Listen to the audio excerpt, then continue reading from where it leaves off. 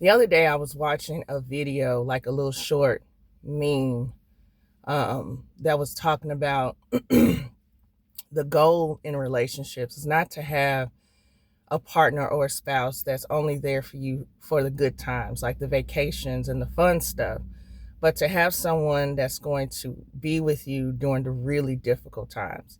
And that made me wonder, and really reflect on the fact that my soon to be ex husband was really fun loving, really childlike, laughed a lot, very humorous, very playful.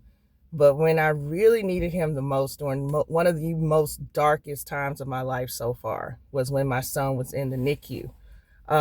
He wasn't there for me emotionally, he detached. And so, if it wasn't for my really good friend at that time, an older lady, I don't think I would have been able to get through that situation as well. And so I realized that I had a fair weather husband. I had somebody that was there for the good stuff, but he really couldn't withstand the test of time.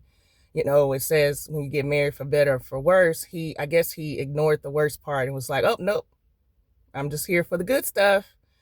And so one of the things that helped me to get out of my dark period of baby blues, because I didn't have full on postpartum, but was when she asked me a very simple question. Because at that point, I was crying all the time. Like I was crying for everything, good news, bad news. My son was in the NICU for 9 weeks. So the nurses would call and give me updates, or I would call them and give them, get updates from them. And I remember just sitting on my bed, staring out of the window for like hours, just waiting on a call or waiting for an update or prepping myself to call to get an update.